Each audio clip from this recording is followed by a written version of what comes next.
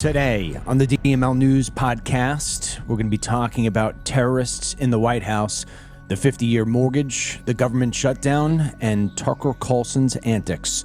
So get ready, because it's all unfiltered. Dennis Michael Lynch gives you his word, and he will never let you down. He will always fight for America. The only one who really puts his money where his mouth is Dennis Michael Lynch. Hello, I'm Dennis Michael Lynch, and I thank you for joining me today on this Monday. And I appreciate all of you clicking the share button right away. If you are on Rumble or if you are on Facebook, click that share button. If you are Team DML, I have to just say thank you.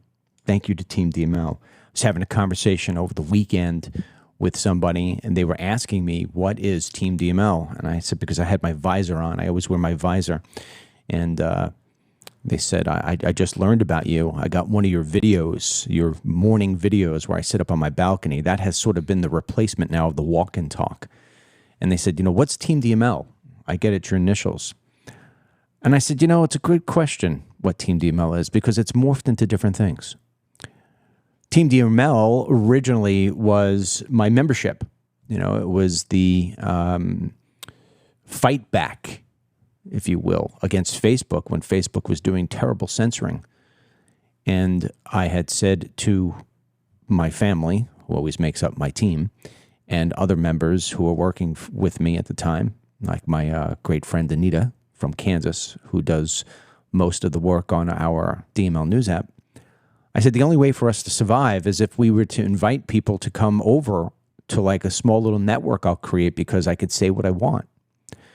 And so as things eased up a little bit over the years, when Facebook and some of the other social media outlets figured it was against their fiduciary responsibilities and they were losing money by basically shading over half of the country, what wound up happening is Team DML morphed more into something to where it's, hey, if you believe in America first, if you believe that we have problems that can be solved in this country, if you believe that the media lies to you, and if you believe that this is a Christian nation, I'm your guy.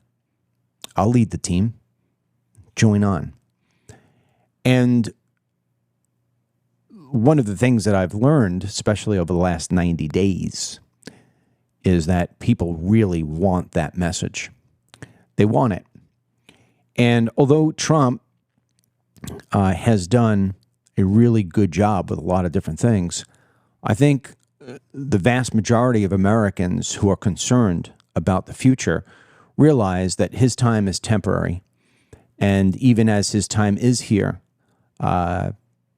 it is going to be near impossible for him to do the things that need to be done, all of the things that need to be done in a period of 4 years. And when you throw in hiccup days where it's like, I feel like we should be sending out a silver alert because I think we lost our president. He may still be stuck in Japan and there's an imposter in the White House, sort of like that movie called Dave. Only in this case, we don't get the better version. We get the worse version. I mean, I'm beyond shocked that we have a terrorist at the White House today. And we're going to get to that. But Team DML is it's more than a platform. And I'm going to be really, and I've said this to you over the last couple of days, or the last couple of shows, I should say, and it's not just hyperbole. It is real. I am putting everything I have, time, money, energy, into expanding Team DML. I want Team DML to be the equivalent of what MAGA would be. It is going to be a movement. And we are going to grab a lot of people. I mean a lot of people. You mark your calendar today. 2 years from now, you'll look back and say, oh my God, he did it. And I will. I am going to do it. I am more laser focused right now than I have ever been in my entire life.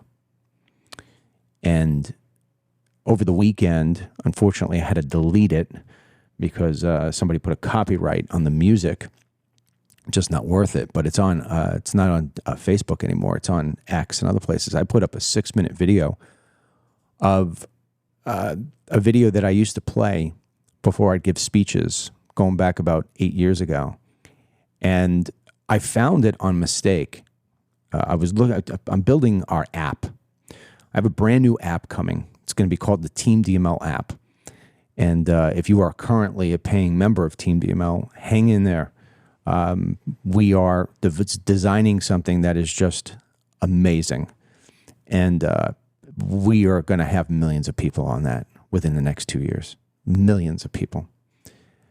And while I was looking, I'm at the point right now where we're in the design phase of where we're linking all things together.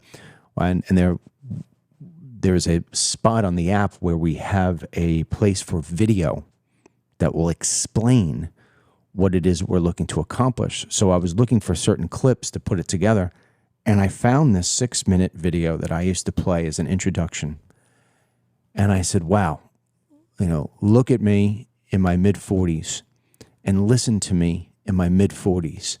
The passion that I had for making America an amazing place to where everybody could benefit from it, and the fight that I had within me. I've watched that video now over the weekend. It's got to be no less than 200 times.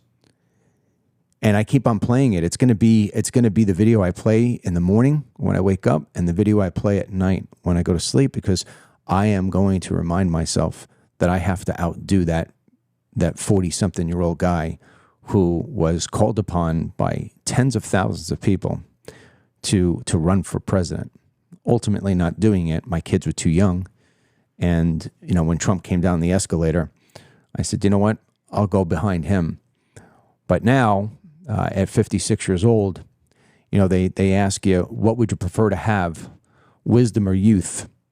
And I've just recently had a couple of really, really, really comprehensive medical tests. I had a thing called a Gallery test. It's a blood test. It's a very specialized blood test that will indicate whether or not you have any kind of cancers. And I came out 0. I just had a heart CT scan where they go in and check your calcium score. And 2 years ago, I had 0 calcium. Now my calcium is like 1.8. It's minuscule. A man my age, I'm equated, as the doctor said, to somebody who's 30 years old. And I attribute a lot of that to my changes in my diet and what I eat and when I eat, and also the fact that I have been walking 3 to 5 miles every single day, notwithstanding a day here, a day there, for years. And I mean, I'm robust right now. I take the wisdom. I'll take the wisdom and knowing the fact that I got some pretty good medical clearances. And I'm going to be on fire. And I hate to speak in the I. But remember, I started this with what is Team DML. And I am only as strong as the team around me. And I can feel my team growing. For 10 years, my Facebook page did not have one additional follower. That's it. And now on my Facebook page, I get more than 1,000 new followers a day. And you should be very excited about what it is that we're doing here. Because one of the things that I'm going to discuss on this show today is the wide open gap that is being left by some of the biggest names in conservatism. And it is a major mistake for them, but it is an opportunity for me and for us as a team. So I start off this Monday here telling you this because I think you need to understand where my head is when I'm about to reveal today's shows and topics. Some people sometimes will get knee-jerk reaction to things that I say or things that I post on Facebook. They let their emotions run wild. They let their silliness take over, and they feel as if they're in this position where they need to always protect President Trump no matter what. Now, I get it. This is a guy who took a bullet, almost died, has fought like nothing I've ever seen before for his own freedom and for a movement that he started called MAGA. And I will forever, ever, ever be grateful and impressed with what he does and what he has done. There has never been anyone politically like him. Ronald Reagan was a big hero of mine, and I always thought that the way he carried himself was just so graceful, a real true gentleman, just filled with pride for America. He made mistakes too, giving an amnesty. I mean, you would think that knowing me and how I feel about immigration as the top issue, that anybody who gives amnesty would be on my poop list, so to say. And I'm pissed off. When I meet Ronald Reagan one day up in heaven, I'm going to sit down with him and say, "Sir, what were you thinking?" And I'm going to say the same thing to Trump based on what's happening today at the White House. If we cannot criticize the president and call him out for the mistakes that he's making, then we are not truly a democracy. We are not a republic. We are in it would be communism. If you're not going to ever voice your voice, if you're never going to share your opinions when you disagree with somebody, with the president of the United States at the top of the list, then you're just a robot. Then you've got no heart, you've got no soul. Nobody's perfect. And in the same way that I would expect you criticize me when I make my mistakes, you have to criticize the president. You know, he doesn't like criticism, which I think is a mistake on his part. I mean, I love criticism when it comes constructively. In fact, I seek it. Anybody who knows me well, after I do an interview, I mean, I've been doing a lot of podcast interviews lately, the first question I ask is, what'd you think? And it wasn't because I want somebody in my family, and my wife will never do this. I don't want somebody in my family to tell me how great I am or how my shirt looked nice. I want to hear what I could have done better. And my wife, Mary, knows this. She's my biggest critic, you know, and she'll say, well, you did this. Or, I mean, Denny, too. I said, to my son, Denny, I said, Denny, watch my last interview. I just did an interview late last week with a girl. She's got a pretty big audience, not huge, but a pretty big audience on Rumble. Her name's Kim Iverson. And, you know, she's, I don't want to use the word lunatic, but she's a lunatic when it comes to talking about Mamdani and how it's not that big of a deal that we let socialists come in and run cities and, you know, Arabic, writing all over the walls. I mean, it's just, to me, that's lunacy. And, you know, she's a female, so I took it a little bit lighter than maybe I would if I was going head to head with a male. I also didn't want to insult anybody. It's not my way. I'm a gentleman. And it's like I had a boxing match with her, and I just, I wouldn't even throw a jab. I kind of just flicked my finger at her. And I said, give me where it is I could have done better. And so I'm always asking for critique, and that's how you grow. And I mean, I'm going to criticize the president about two things here today. Two things.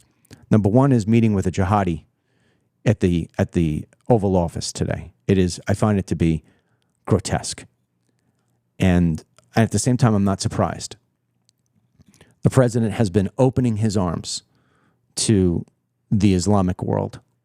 He's taking free airplanes from Qatar, doing AI deals with the Saudis, and I just sit here and I shake my head and I'm like, what don't we understand? This is not a function of keep your enemies closer than you do your friends. This is, as far as I'm concerned, selling our soul for AI. It just doesn't make any sense to me.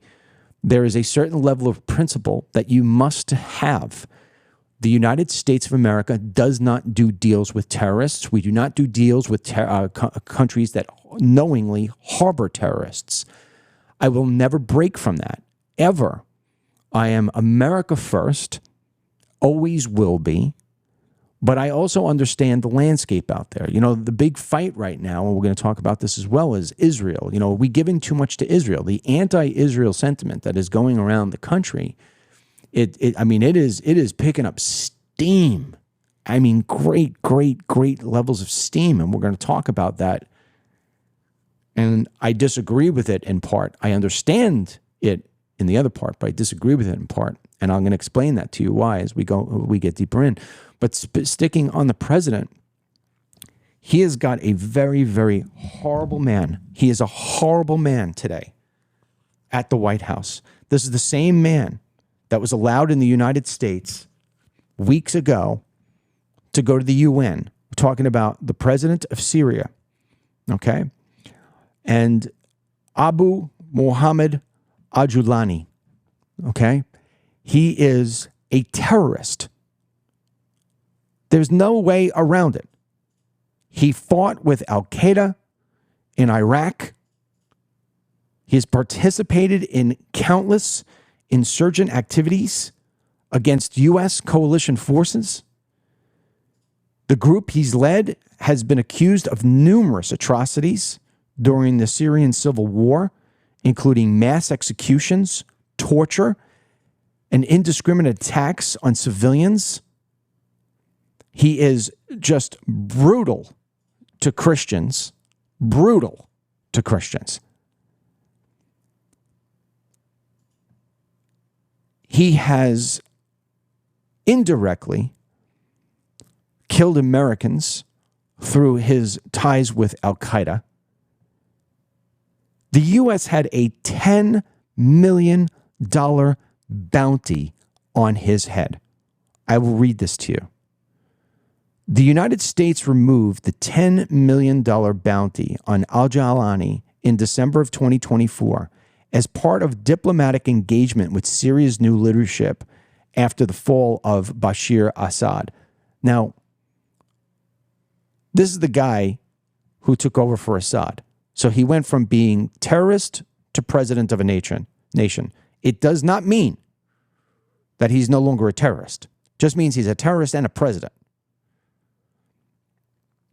The decision followed positive talks where al-Julani, now Syrian President Ahmad al-Sharaa, committed to counterterrorism efforts, protecting minorities, and distancing from extremist ideologies.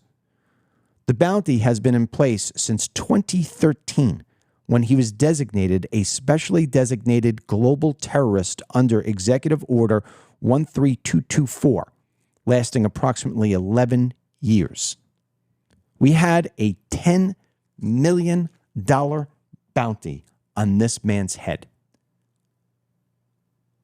And because he uses that little tiny trump card, all pun intended, little trump card in his pocket, to where Muhammad tells the Islamic people that they may lie, that they may trick, and they may fool in the name of spreading Islam. What doesn't Trump see? What doesn't he get? This is Syria, okay? It's not like we're doing a deal with China or Russia. This is Syria. And we're taking a known terrorist, one of the worst terrorists in the world, and we are normalizing him. Right here to the right of me, Brian Mast, a congressman from Florida who used to be on my show on Newsmax countless times. I helped get this guy elected. Just this morning, took a picture with this terrorist. Brian Mast does not have his legs anymore. He lost them over in the Middle East. What do you think his brothers and sisters feel like seeing him taking a picture with a frickin' terrorist who has ties to the groups that have killed Americans? This is disgusting. There is no excuse for this. Zero. The The United States does not negotiate with terrorists. We do not do business with terrorists. We should be protecting the world against terrorists. These people will do anything and everything to take over the United States from within, and we are giving them the freaking breadcrumbs to the keys. And if you don't believe me, look what took place last week in New York City. President Trump is meeting with Syrian President Ahmed Shara. Right? You brand him in a new name, right? He's branded in a new name. Let me lose the old name and brand myself a new name. Meeting at the White House, it's marking the first ever visit by a Syrian leader to the United States. The purpose includes discussing diplomatic ties, security cooperation against ISIS, potential Syrian participation in the Abraham Accords with Israel, expelling foreign forces from Syria, and restarting the economy after the lifting of U.S. sanctions on al-Shara. This follows al-Shara's rise to power and U.S. efforts to stabilize the region post-Assad. So I love it because when I post on Facebook things like we shouldn't be doing this, I'll get the people who come to me. It makes me sick every time I read it. Well, keep your friends close and your enemies closer. What do you think? That's a one-way ticket? You think that's a one-way solution? Do you ever think maybe that the jihadi is keeping his enemies closer? If you haven't noticed this, if the president and the White House hasn't noticed this, the wagons are circling around the United States of America. The propaganda machine is insane. The jihadis have finally figured it out. You don't sit there and say death to America because that's going to build the resistance. What you do is you make the entire country think that Israel is the boogeyman, that it's this little country of 9 million people is somehow taking over world dominance and going to take over the United States of America. That everything we're doing is based on the Jews. So what do? You take over the universities. You pay money to the universities. You donate to them, like Qatar, like Saudi Arabia. You keep on donating to them. You keep on sending in your migrants, in your, visa applications. And then you start teaching the kids in the United States that Israel is horrible, that the United States is terrible, and that everything needs to change. You take advantage of America having its head up its ass. That's what's happened. Now, I don't have my head up my ass. Teen DML does not have its head up its ass. We're awake. We understand. And we truly are America first.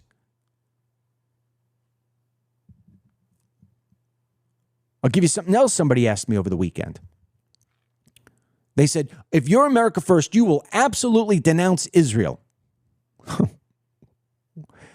How do you start a conversation by telling me that the way to prove being America first is by denouncing another nation? How about explaining what America first means for America? I don't believe that our number one concern, or even number 2 or 10 for that matter, should be Israel. But I also don't think that America first is doing deals with terrorists. What, we're going to do a deal today with the renamed ISIS terrorist? What's tomorrow? An AI deal with ISIS? We're going to cut an AI deal with ISIS next? Is that the next thing? Oh, yeah, great thing. ISIS has changed its ways. We're going to create an AI data center with ISIS now. The level of retardation is off the charts. And you know who's paying for this? You, me, our kids and our grandkids. We will be extinct. The evisceration of the family unit in the United States, the evisceration of Christianity in the United States is unfolding in front of our eyes.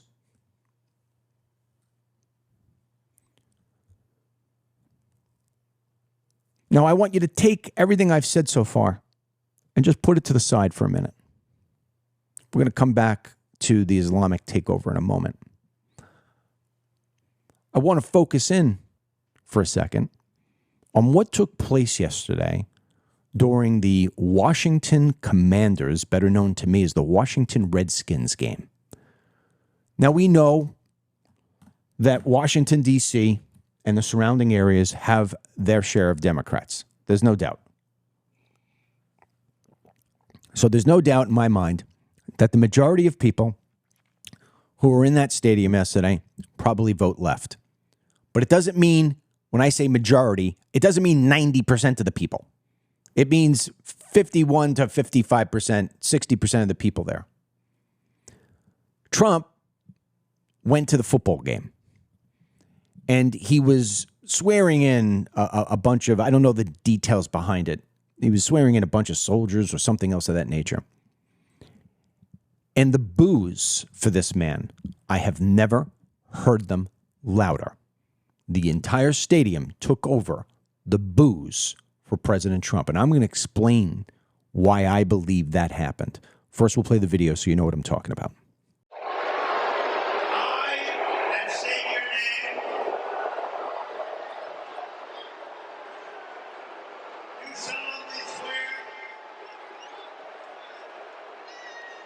Support and defend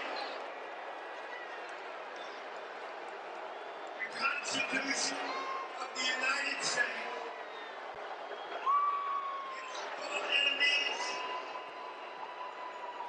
So the argument will be that it's filled with Democrats. But I push back on that a little bit. Let me tell you what I see happening. The good news is that some of the Democrats have started to cave. So the government shutdown will come to an end. And this is a great, great thing for the GOP in the sense that because the Democrats are caving, or at least enough for us to get the government open temporarily until January, kicking the can down the road, it is a good optic. It shows that 40 days ago, the Democrats shut down this country for no good reason other than to try to win elections. And now after they won some pretty big elections in blue states anyway, it wasn't like it was really that big of a challenge. But they win the election, and now they realize with Thanksgiving coming up, Christmas coming up, they do not want to have the risk of having their constituents not have jobs, not have travel, not have any money, and they say, this is ridiculous. We've got to put an ending to the pain. Don't be surprised if it happens again in January. Do not be surprised. So this is good for today, but it does not solve the problems that many of the young people in this country are feeling. And the young people in this country are the future of this country. And it is very difficult for them right now to survive, let alone the average American to survive. I want to read to you two different passages that were posted yesterday on X, because I think they size up pretty decently why it is that you're hearing the boos at the level you are. Forget about the terrorist in the White House today. Let's pretend like the people weren't booing because that hasn't happened yet. That criticism is going to come tonight and tomorrow. But let me read this to you. This is from Sean Davis. Now, Sean Davis, he is the co-founder and CEO of The Federalist. All right, he's a big pro-Trump guy. He is a staunch conservative. This is what he writes yesterday. I don't know who is advising congressional Republicans on strategy right now, But it is whoever it is, but it is whoever it is, has an IQ barely approaching room temperature. Republicans right now have no accomplishments, no plans, and no vision. Why on earth would anybody be excited to go vote for them 12 months from now? Trump needs to ditch the foreign policy crap and focus all his attention on the domestic economy, which is still not working for the majority of people. Right now, he looks weak and rudderless. Be mad all you want, but it's the truth.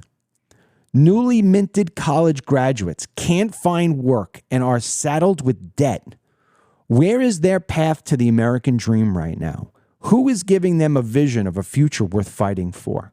You cannot have a viable country or future when half your country and all its young people are locked out of the economy and locked out of ever owning a home or much of anything beyond next month's streaming subscription. Does anyone in Washington care about this? Anyone at all?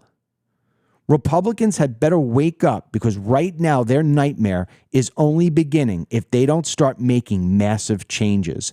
I could not have said it better myself.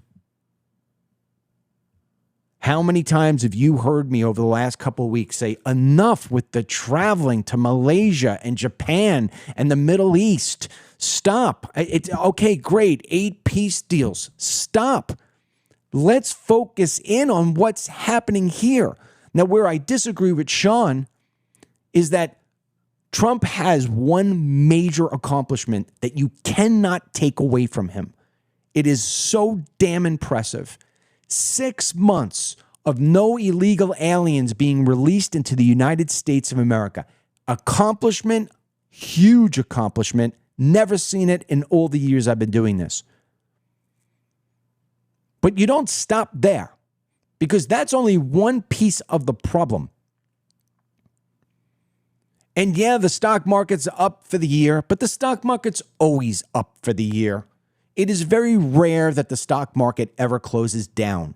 It was up for Clinton. It was up for Obama. It was up for Biden. It's not the president's doing that makes the stock market rally. It's the economy. It is the principles of what's coming and what's not coming. And it's also seasonal. You want to see the markets plummet? I am telling you right now, when it comes to January 2, the first phone call at 9 a.m. from my phone is to the guy who manages my money.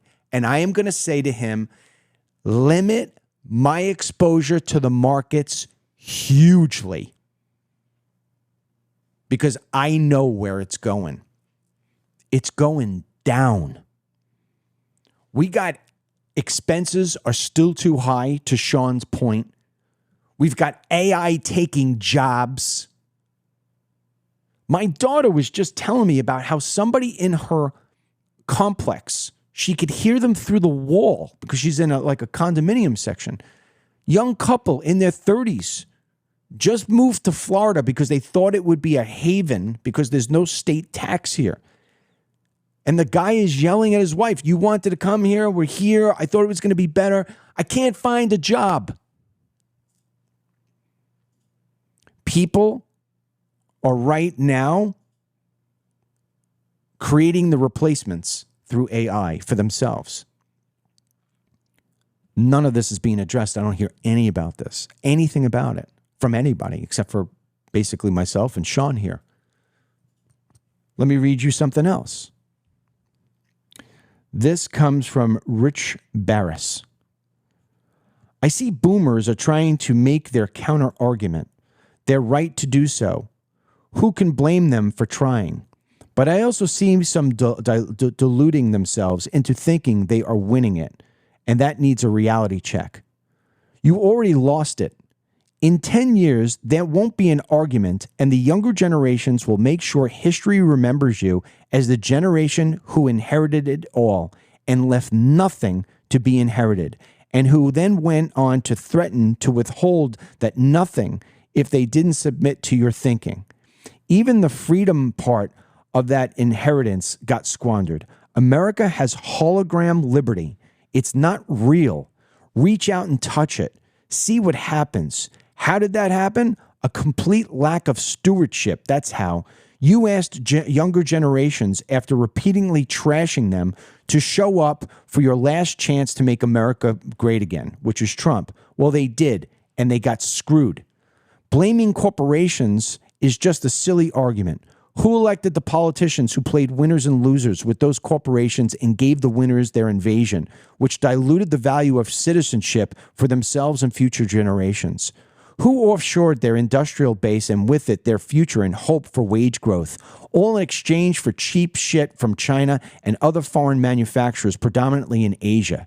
That includes drugs. Latin American cartels cheered NAFTA, and so did big pharma companies in tight with those very politicians. As a result, they were effectively given a government contract to prey off a manufacturing demand for drugs, which obviously ruined millions upon millions of families. Who bitches and moans about these people needing food stamps and adding to the debt while simultaneously falling for every hoax and myth of empire to support unjust, illegal, and costly wars? Speaking of which, Afghanistan exported only 180 metric tons of opiate products through the invasion. That spiked after the invasion and hit a high of nearly 9,000 metric tons before Trump took office in 2017. Funny, he starts withdrawing troops and it falls. It was only 333 metric tons after the botched Biden withdrawal. Weird, but no worries. Fentanyl took its place now. Younger generations were too liberal and indoctrinated? Well, who indoctrinated the schools or allowed that to happen? Can go on and on. It's pretty damn insulting to listen to people in older generations act as if these younger generations have all the options and opportunities they did. They do not.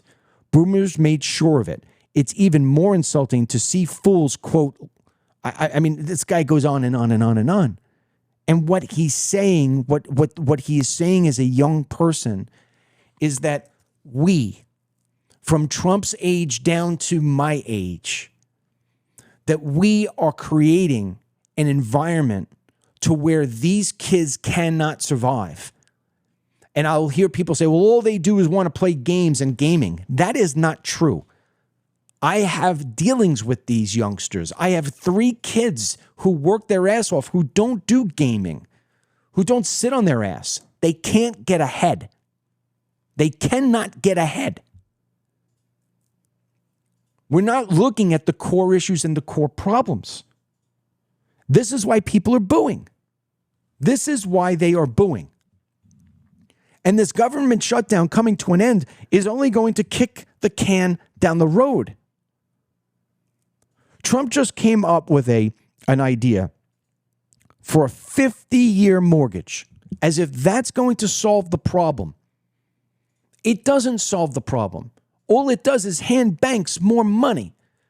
It says to the banks, hey, people are having a hard time. They're not going to be able to afford a house. They said they can't afford the monthly payment. So let's do a 50-year mortgage at a lower rate. Bank's like, okay, I'm going to own them forever.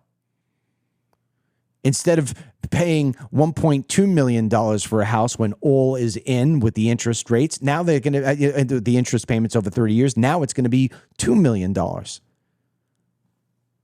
That's not what's going to get people ahead. There's 2 ways to which we can get people the ability to buy a house, and it has nothing to do with a 50-year mortgage. It has to do with supply and demand. We are letting immigrants take over this country, and many of them are immigrants that nobody wants to be around. So what winds up happening is that these sections of New York City, Minneapolis, you name it, Houston, it's all over the place. This is not just a Mamdani, New York issue. It is all over the place. And what so happens, they get these pockets, they take over these areas, they push out everybody from Dearborn to wherever you want to name it. Bronx is the next one I'm going to show you. I'm going to show you what I'm talking about. I'm laying out an argument that has ironclad defense against anybody who wants to challenge me. So what happens is they take over these areas and they push out everybody else because nobody wants to be with them. And now they got to go out to the outskirts and they got to try to buy something in, let's just say, normal everywhere suburb. But because the demand is so high for that and the supply is so low, there's no opportunity. You can't buy a home. Kids can't buy a home. They don't have the money. Then you tack on when you've got hedge funds and these big, huge, freaking multi-billion-dollar conglomerates buying up single-family homes with the intent to inflate the prices so high that they force today's kids, and when I say kids, I even mean 30-year-olds and 40-year-olds, that they have no choice. They have to rent because they can never come up with the money to put down on a down payment because the housing price is so high. Now, for you and me, this is what this kid was saying. For you and me, it's great. The house we bought for $200 is now worth $1 million. The house we bought for $1 million is now worth $3 million. The house we bought for $2 million is now worth $6 million. That's fantastic. But what about our future with our kids? They're fucked. And that's why we're not going to keep conservatism and the Republican Party alive long term. This is going to be a temporary freaking blip on the radar screen that we've got right now. It's not going to be long term. If we don't change things quickly, change the focus of, forget about the foreign policy crap that Sean was talking about. Get home right now, domestic policy. The president of the United States should not be meeting with a jihadi today who's only going to be looking to push further the Islamic takeover of the United States of America. He should be meeting with small businesses and asking them what we're going to do about AI that's going to even make this problem 10 times worse in the next 6 to 12 months. That's why I'm not going to be put my money in the market at the level I am today, because come January, what you're going to see is you're going to hear that the Christmas holiday was horrible for retailers. That's going to drive things down. You're going to see layoffs start even go further. People are warning about it already, and you're going to see all these investments in AI start to materialize, and people are going to lose their jobs. And when they can't find jobs in their area of expertise because that's being replaced by AI, everything's going to nosedive. I go back to the housing. A 50-year mortgage. You are locked into a bank for 50 years. You're never going to be able to borrow against that house. The bank's going to look at it and say, no, your debt ratio is no good. What about when other things jump up in your life? Other expenses? Because you're saving a couple of $100? The problem isn't the loan. The problem is what you're loaning money for. We're taking in 1.2 million people every single year. What do you think they want? What do you think they need? They need housing. The illegal aliens in this country, they're driving the rents up. You put the combination of that with BlackRock and these other places going up and buying up neighborhoods. We're creating a renter mentality. We're creating a rental environment that is going to be unbreakable. And the only chance our kids have is when we die. And it's too late. Real passion, real incentive, real America is not waiting for somebody to die and, oh, I got daddy's inheritance when I'm 50-something years old. They want to have the kind of life you and I had, but they don't see the opportunities out there. They only see one disaster after the next. And what this kid was saying was, you asked us to come and vote for Trump. You asked us to make America great again. Okay, we bought into it, but it's not happening. It's not happening. You're over in freaking Japan getting a golf putter. I'm sitting here trying to find a job. I'm sitting here trying to find a home. I can't. You're telling me about, replacement? About white people, about black people being replaced by foreigners? You want me to have more kids? How? I can't afford a kid. It's impossible. This is destroying America. It is a big, huge, big thing destroying America. And it's not being attacked at all.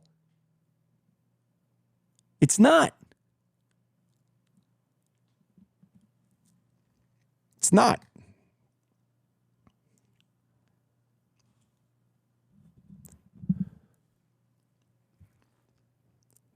There is no freaking need to have our kids say that socialism is the better route. And the Islamics and the civil jihadis, and I think Mamdani and Rashida Tlaib and Ilhan Omar and much of the Democrat Party now is going to start to look to take advantage. They won't win today, but they will take over and dominate tomorrow because they're going to offer these kids more of the same that they've been offering forever. And now we're forcing our kids to take it. Socialism. I'm going to give you free this, free that, free this, free that. The corporations, Trump, the Republicans, the conservatives, they stole from you. They took from you. They kept it all to themselves. This message starts to resonate. Don't tell me it does not. Because this is what they've been doing. When you get good people who used to be good people telling you that Israel is the source of all problems, and Trump is, giving money to Israel, and Ted Cruz is supporting Israel, they are positioning us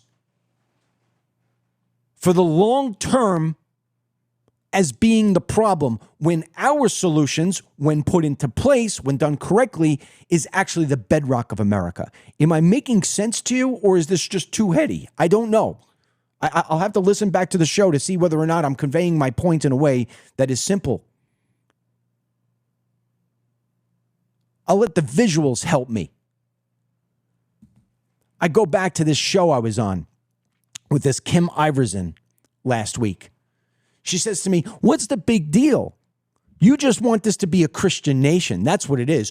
You want to dominate when it's you and the Christian faith dominating, but when it's another religion coming in, then all of a sudden it's a problem. You'll say the separation of church and state, Dennis, you'll say that all day long, except for you want to impose Christianity on me. No, I don't want to impose Christianity on you. I do not want to dominate you and impose Christianity on you. Christianity is my faith. Christianity is part of why America is what it is today, no doubt, but it's a part of it. When you talk about Islam, Islam is intertwined in politics because they want their religion to be the law.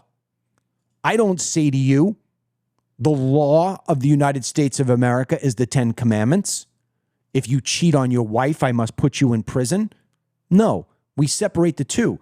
But in Islam, they want it to be that if you do bad, you lose your hand, you get thrown off a roof. If you sleep with the wrong person, that's insanity.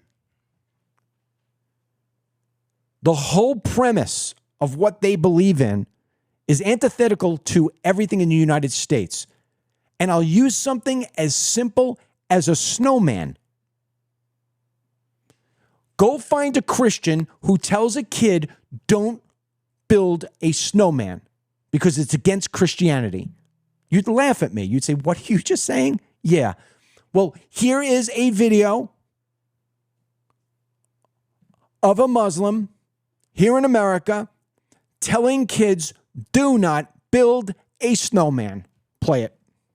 Assalamu alaikum. Brothers and sisters, it's snowing, so the people are going to go outside and have fun. So no problem, go have that fun in the snow. But listen, don't disobey Allah in the process. One of the ways that some might disobey Allah in the snow is by making images, making snowmen. And remember, this is very dangerous, so it could be very dangerous because the Prophet ﷺ said that the people that are punished the most severely on the Day of Judgment is going to be those who are image makers. So remember, a snowman has got an image, it's got eyes, got a nose, it resembles a human being, and that's problematic. If you make an image that doesn't have a head, then no problem, because Abdullah ibn Abbas narrated in Sunan al-Bayhaqi said that the image is the head. If the head is removed, then there is no image. Do you understand? So Go build whatever you want. Have a snowball fight. Like I'm gonna go dashes at my friend right now. This snowball. Just enjoy yourself and let the sun go forth while you're having fun.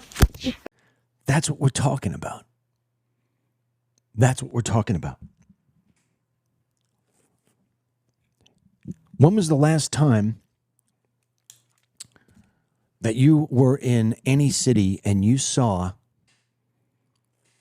notwithstanding Timothy McVeigh, when was the last time you saw a van? Ryan, start playing the B-roll. When was the last time you saw a van filled with propane and gas tanks being emptied by the NYPD and the fire department, and knowing that the driver fled? That's what you're watching right now. That's what they just found in New York City. Is that normal? I don't think that's normal.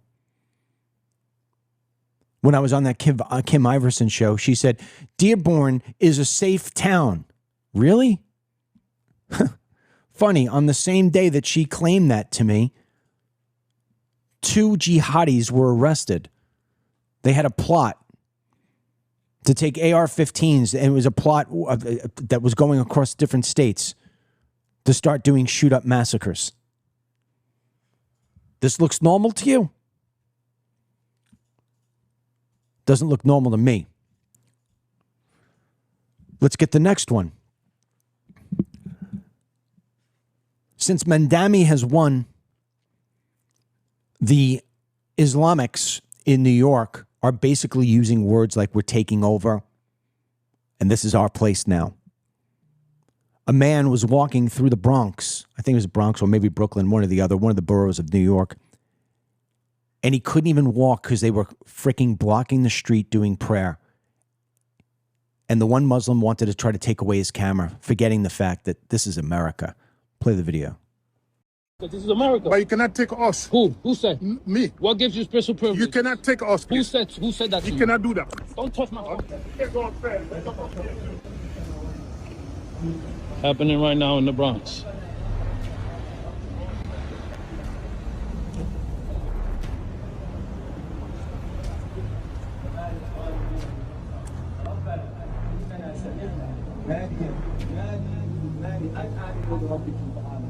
ربنا فاغفر لنا وكفر عنا سيئاتنا وتوفنا مع الأبرار ربنا وآتنا ما وعدتنا. Respond.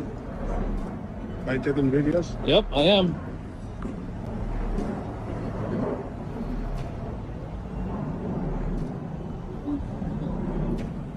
What happened? You want to ask me why I'm taking video? Yeah. Because I can't, because this is America. I'm That's not why. saying don't take it. I Okay, said why? okay. I can't, because this is America. But you cannot take us. Who? Who said?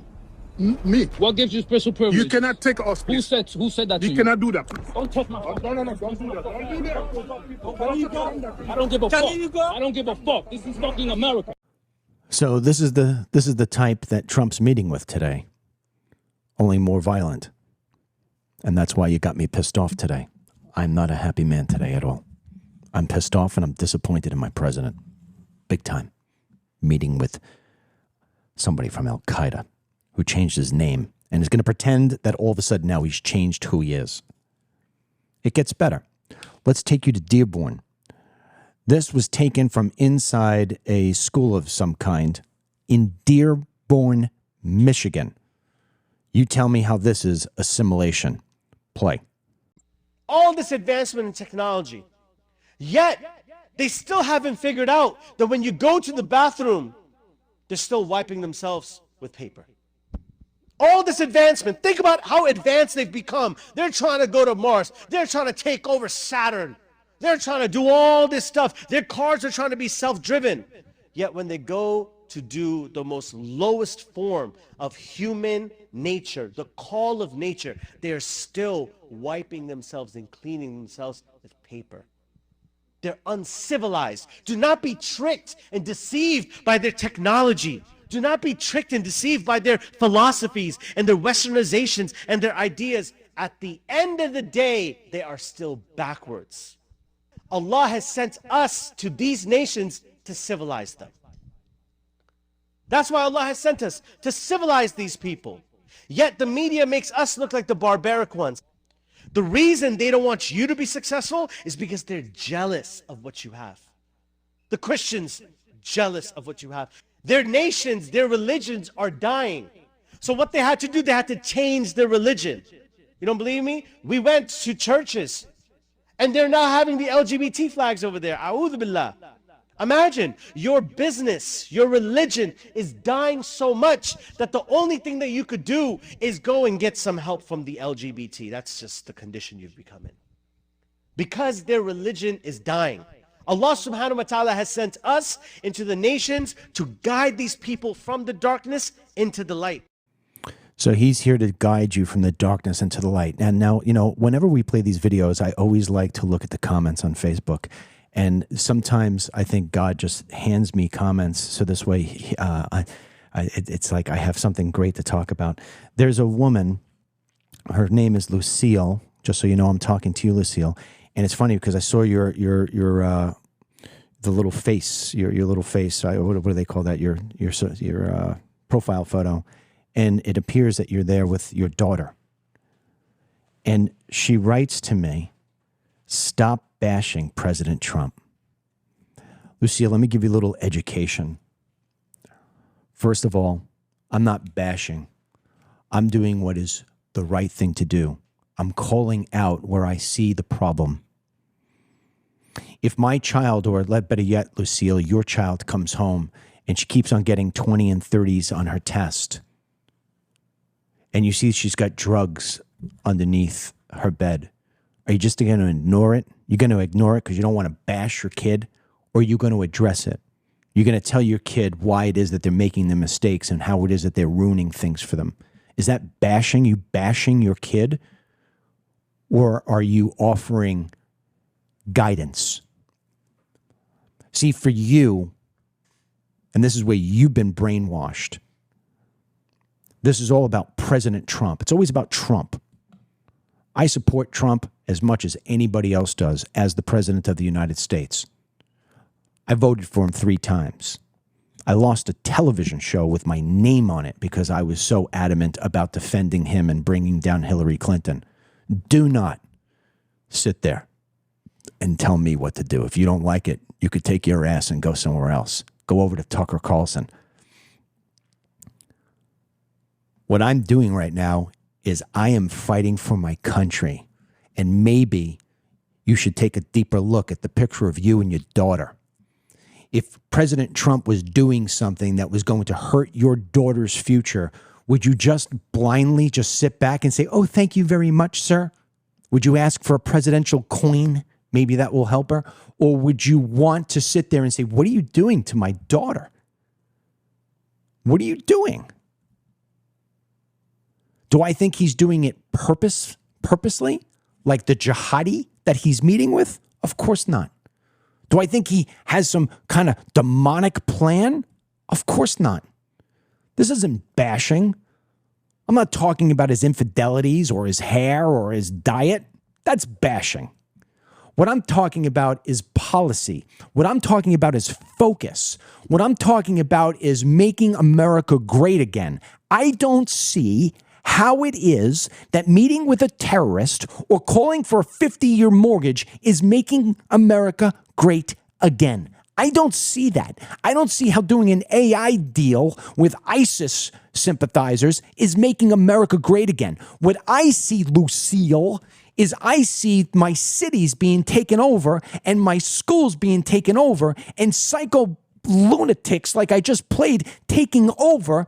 So this way your daughter doesn't have a chance in any environment to survive. So instead of telling me not to bash President Trump, what you should be doing is thanking me for trying to save whatever future is there for your daughter. I don't need a thank you. I just need a little bit of common sense. Or take your act and go somewhere else. Because that's what Team DML is. You understand? That's what Team DML is. My focus is on America and America's future and on the scumbags that want to take it away from us. The scumbags who follow an ideology and theology that says that you can lie out your teeth to take over what you want, to dominate what you want. See, here's the difference. I've never heard an Israeli, I've never heard a Jew politician say, I'm going to win this election because we're going to take over New York City and make it into a big, huge temple. Everybody here is going to wind up, being an Orthodox Jew. I've never heard that before. Ever. I said this to somebody as we transition a little bit here into Tucker Carlson. I recently said to somebody, somebody just asked me on Facebook over the weekend, like I said, to denounce Israel. If you're really America first, denounce Israel. I'm not going to do that. Here's what I'm going to do instead. America first, Lucille's daughter, my son, my elderly neighbor. That's who I'm fighting for. And the people who want to take that away, that's who I'm fighting against. That's America first. Now, you want me to look outside my border and see what I see? Every single time, if you ask me to decide between the Israelis and Israel or the Middle East and the freaking Islamic world that circles around it and wants to see it eviscerated, I'm going to pick Israel every time. Israel is in the mode of defending themselves, whereas the Islamics are in the mode of taking over. But if I got $100 in my pocket and I got to feed American kids or Israeli kids, $100 of my $100 is going to feed Americans. The Israelis are going to have to worry about themselves. When I feed every American kid, I will absolutely reach out to my best allies and help them first. That's America first. Anybody else who has any other concept of it is misled. That is America first. I have been doing this for 20 years and I have never, ever, ever faded from that line. Mamdani did exactly what it is that terrorist in the White House is going to do today. He is going to smile and fake it and trick everybody. Mamdani, in his first trip since winning the election, went to Puerto Rico. Okay, why? Where does he go in Puerto Rico? He went to a mosque. Do you know that Islam is the fastest growing religion in the world? And did you know that Latinos are the fastest demographic going to Islam? And you wonder why he went to Puerto Rico? Here's the video of him in Puerto Rico. Allahu Akbar. Allahu Akbar. We are so proud of you, brother, so all yours. Takbir! Allahu Akbar! Takbir! Allahu Akbar! Takbir! Allahu Akbar!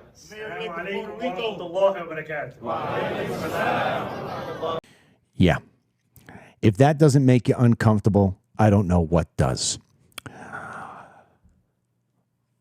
There is a movement. I don't know who's paying for it. Maybe it's Qatar. Maybe it's the whole Muslim world. I have no idea. Maybe it's China. Maybe it's Russia. Maybe they finally figured out how to splinter the Republican Party once and for all. Because Lord knows we try to bury each other all the time. I don't know how it happened. But Tucker Carlson and Candace Owens have somehow become the two biggest voices in conservative channels, I guess. I mean, if I were to give you the 5 biggest podcasters, here's where they are. You got Megyn Kelly, who is masquerading as a conservative, but she's really a left of center, if not historically white liberal female. Then you've got Candace Owens, who was a Democrat and now is just selling conspiracy theories. You've got Dan Bongino, who's now at the FBI, right? He's probably the only one of the bunch that I would say is worth anything. You got Ben Shapiro, who just sits there every day and tells you that if you're not championing for Israel, you're a piece of crap. What, you know, that's what you got. Tucker Carlson, arguably the biggest one out of all of them, who has for his entire career gotten away with the fact that he has flip-flopped just about on everything. Nobody ever calls him out for it. And every single show, I am painfully listening to almost every show he posts. There is never a show that he doesn't post where he isn't bashing Israel and now touting the Muslim world. Ryan, we're going to play this in opposite. Ryan right now is going to play a video that is circulating around X showing a history of the flip-flopping of one named Tucker Carlson. Play it. Hello and welcome to the very first episode of Tucker Carlson Today. We had a broad range of possibilities for the first person to talk to as we begin this new show, this new series. But really, in the end, there was only one choice. The one person we know who has crystal clarity on what's happening, not just in this country, but in the world, someone who's watched it and chronicled it for years now. His name is Douglas Murray. I know Douglas, and I think that I've always gotten along with him, and I think that he's clever, but he's hardly an expert on anything. Well, right. Like, what? I don't think Trump would be a good president. I think he'd probably cancel the next election if he got elected. You know. It happened because we didn't understand the country we preside over. And by we, not just the political class in D.C., but anybody with authority or money in the United States. Referring to Trump, Carlson says, I hate him passionately. I can't handle much more of this. We are very, very close to being able to ignore Trump most nights. I truly can't wait, Carlson texted. That Trump is, in his words, a demonic force, a destroyer, but he's not going to destroy us. It's such an honor to be here, and it's wild. Just another day following Bobby Kennedy Jr. at a Donald Trump rally in Madison Square Garden. America's supporting Israel because it's an ally.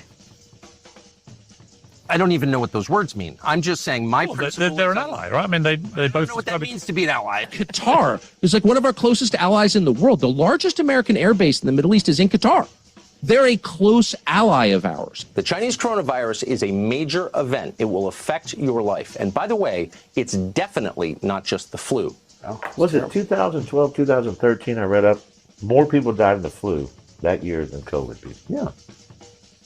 Would you know anyone who died of COVID? Did people really die of COVID? I don't know. I never knew anyone who did. Nuclear technology. They've only been used once. If you end up killing, incinerating tens of thousands of civilians, that's just a bad thing. Let's just be honest, that's just a bad thing. And I just don't understand why you're not calling for the use of nuclear weapons against the Ayatollah right now. I'm serious. If you really believe there's the use of nuclear weapons, whatever it takes. So you're a 15 or 16, 17-year-old boy.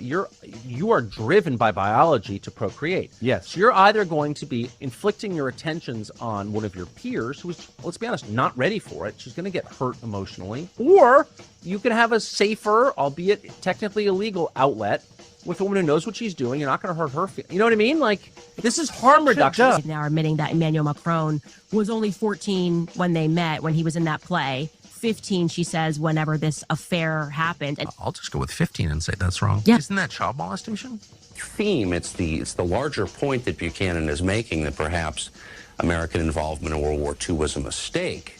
That people are upset about, and that I think you can take him to task over, because I think it's a wrong and in some ways an odious point. I think the story we got about World War II is all wrong. I think that's right. And you could hardly say that this country won that war. In what meaningful sense? Summer after my freshman year, my roommate and I decided to go down to Nicaragua for the summer and work and, get involved in the war. I think anybody, by the way, who serves in a foreign military should lose his citizenship immediately. Sharia is intolerant. Women have, in the Quran, fewer rights than men do.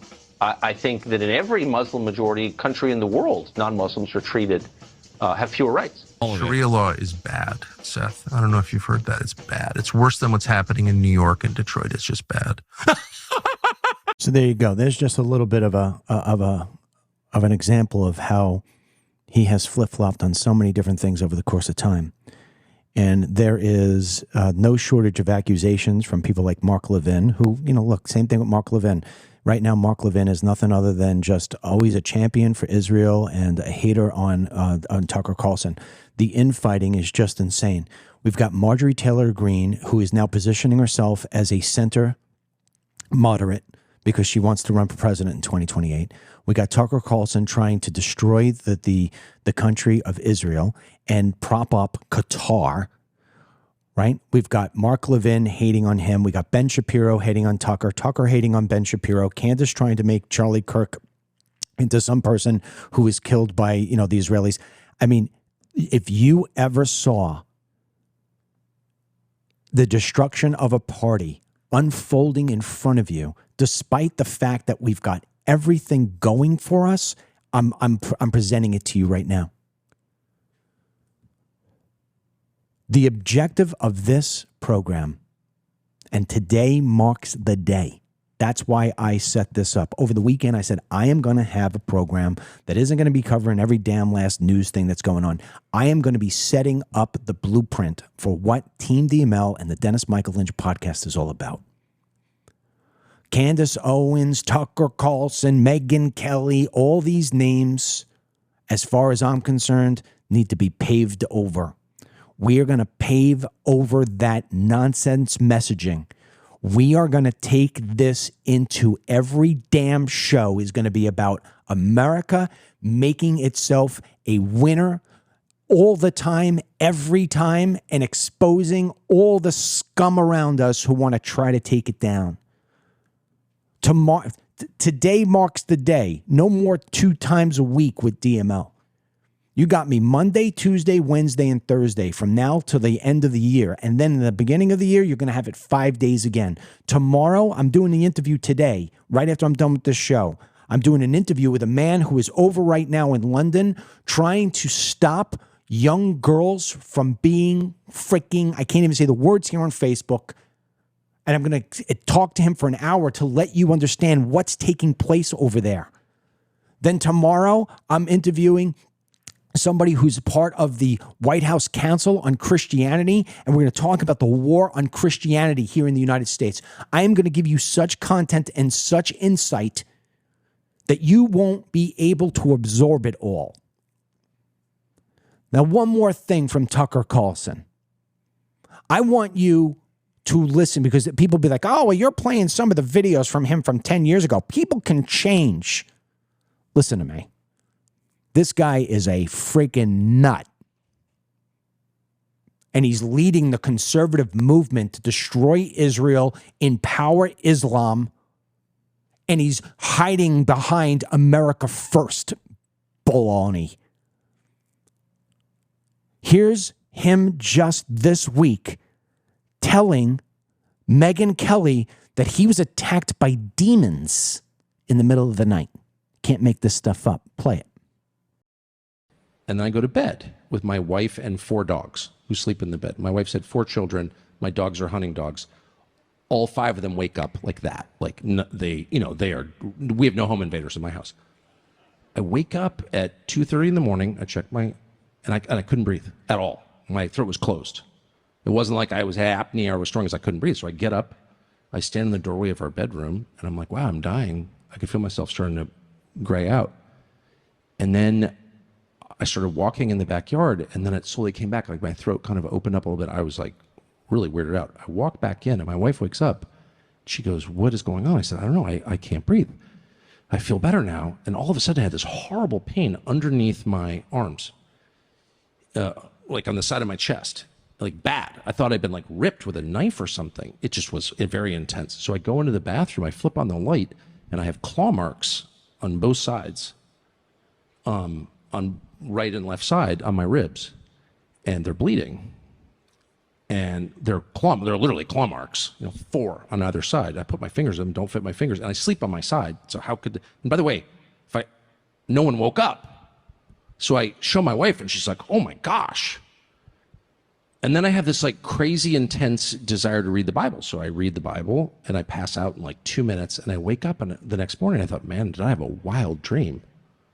And then I see blood in my sheets, and I go in the bathroom, and I have these bloody marks. And my wife goes, I think you were attacked by some supernatural being. And I was like trying to be logical about it. And I was like, yeah, I definitely was. And then I called one of my producers who's like, oh yeah, that's pretty common. I was like, what? And I've had a couple other experiences. There you go. Sleeps in his bed with 4 hunting dogs and his wife, and he wonders how he got scratches on the side. I listen, I'm going to play one more video for you here. It's the crazy left video for the day. And it's actually of a guy on the right. And that's the theory of today. That's the premise of today, is that we need to decipher who really is on the right. And I mean both right versus wrong and right versus left.